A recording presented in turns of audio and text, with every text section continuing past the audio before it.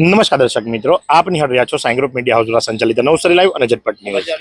જ્યારે મહાનગરપાલિકા દ્વારા રખડતા પશુઓને એકત્ર કરવા માટે એક જગ્યા નક્કી કરવામાં આવી અને એ જગ્યા નક્કી કરવામાં આવી દૂધા તળાવ પાસે આવેલું જે વન છે એ હવે હકીકતની અંદર અનેક વન તરીકે વિકસાવવામાં આવ્યું હતું। ગ્રીનરી વધુ થાય એના માટે વિકસાવવામાં આવ્યું હતું, પણ સમય જતાં જગ્યાના અભાવે આ જે કર્મચારીઓ છે એમને આદેશ આપવામાં આવ્યો અને આદેશ મુજબ એ લોકો જે ખરા અહીંયા રખડતા પશુઓને લાવે છે અને એમને અહીંયા રાખે છે, જેને મહાનગરપાલિકા દ્વારા ઢોરવાડો કહેવામાં આવ્યો। પણ એમની પરિસ્થિતિ શું છે? કારણ કે અગાઉ ભૂતકાળની અંદર જ્યારે એવો પશુઓ છોડવા માટે ગયા હતા તો હુમલો પણ થયો હતો અને એમણે માર પણ ખાવો પડ્યો હતો।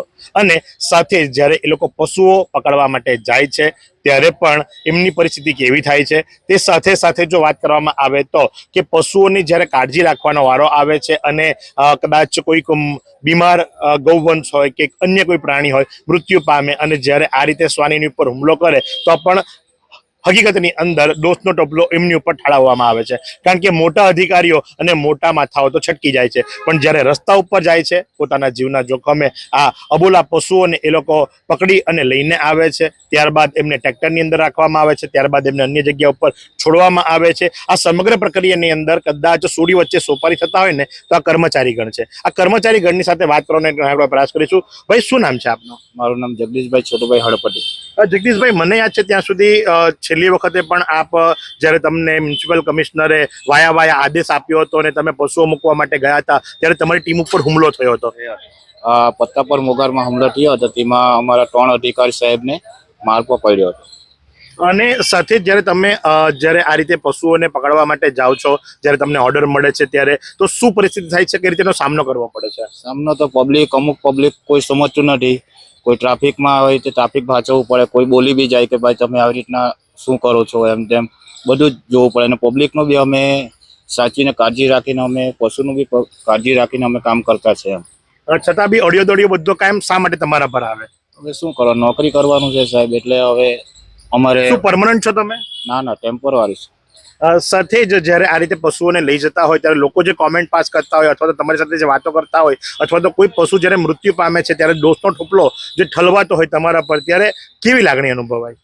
સાહેબ, અમારે આ નોકરી કરવી પડે એટલે અમારે કરવું પડે। પશુ મરી ગયું તો બી એની વ્યવસ્થા કરાવવી પડે સાહેબ લોકોને ફોન કરીને, મરેલા પશુની બી વ્યવસ્થા થતી જ છે।